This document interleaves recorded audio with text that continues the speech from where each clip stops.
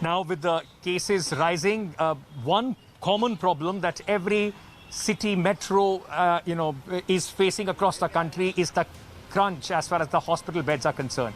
The health infrastructure is completely overburdened, on the verge of collapse in Maharashtra as well. The BMC has converted Mumbai's Jaslok Hospital into a completely dedicated COVID facility. As many as 250 beds will likely be freed by Sunday, as non-COVID patients will be shifted from this hospital. In addition, 30 more ICU beds have been added to Seven Hills Hospital, while 1,500 more beds will be added in BMC's Nesco Jumbo Center in the next 7 days. Looking at the shortage of private hospital beds in Mumbai, BMC has linked five-star hotels with private hospitals. Bombay Hospital is linked with Intercontinental Hotel in Marine Drive, whereas Reliance Hospital has been linked with Trident Hotel in Bandra Kurla complex. Those patients who have been treated, they don't require oxygen, they don't require ICU beds. They will be shifted in these hotel rooms under the supervisions of the doctors of linked hospitals. A hotel room here will be available at the rate of 4,000 rupees per day. BMC is planning to decrease the load of the hospitals, especially private hospitals, so that patients can be shifted to these step-down facilities and space can be created at the private hospitals for treatment of more patients. With camera person Mangesh Ambre, Mustafa Sheikh in Mumbai for India Today. Going across to my colleague Vidya, who's joining us with more details from Mumbai. Vidya, we just saw that report, in fact, where the government is now linking hotels to the hospitals to try and, in fact, cope up with the large number of cases which are coming in. But the situation remains grim, isn't it? You must be getting number of calls, as I am here, for people looking for remdesivir, oxygen supply, and also hospital beds.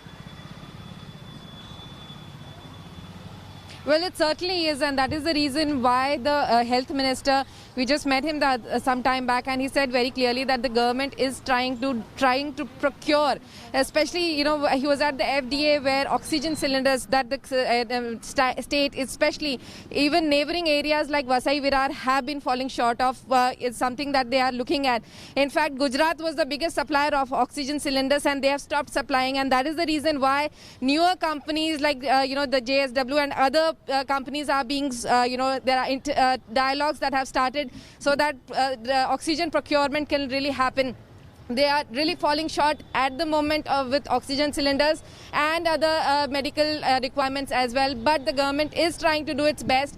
At the moment, yes, the beds are the biggest in the infrastructure. In fact, remember, Ankit, some time back, the Chief Minister was the one who had said that the reason why the lockdown is imperative is for the sheer reason that the medical infrastructure will not be able to cope up with the entire demand that has been rising. And that is the reason why Maharashtra was one of the first few states to go in for night curfew, to go in for weekend curfews, and now an entire lockdown. Right. It is because of this that they are really hoping that the numbers will now come down and will not have so much of burden on the medical infrastructure now. So the whole idea is to try and break the chain by all these restrictions, try and stop the transmission so that the medical infrastructure can cope up with the rising number of cases. Thank you, Vidya, for joining us. Dr. Swapnil Parekh is joining us, who has been, time to time giving us his expertise, modeling and also predictions as far as this entire virus is concerned. He's also an author of a book on coronavirus. Dr. Parekh, always a pleasure to have you on the show. Thank you so much for being here. I want to start by asking you, I've been seeing testimony after testimony of doctors, particularly from Maharashtra. Those who are just telling horror tales, how helpless, despite working multiple shifts in very trying circumstances, just because the transmission load right now is very, very high. And this is absolutely a reality. It's one many experts across the country have been warning of from last year, that we can't let our guards down. We can't let the virus start to spread again. There was this palpable sense across the country and across the spectrum that we had seen the worst of COVID-19 through, that population immunity had set in, or India was somehow special. Meanwhile, we saw the same pattern unfolding across the world. in rich countries and in low middle income countries like our own. A huge wave followed by a worse wave when people let their guard down. And in India, what's happened right now is that although many of the health systems across the country had built up capacity, we had more testing, we had the miracle vaccines, we had the groundwork, doctors were more aware, but the huge surge in numbers, no health system in the world can deal with this kind of exponential growth.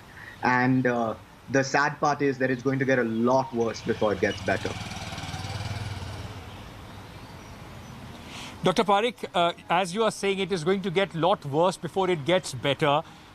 You must be, in fact, doing a lot of modeling and looking at the data. After seeing numbers, can you give us any sense of by when, specifically speaking about Maharashtra, do you see this current wave, ebbing down a little bit? It's very difficult to predict such things because a lot of it depends on how well we respond. Maharashtra has taken some good measures, and it's hoped that in the coming weeks, we'll start to see the impact in terms of a reduction in infections. But we have to keep in mind that the individuals who get infected today, they will get hospitalized some time from today.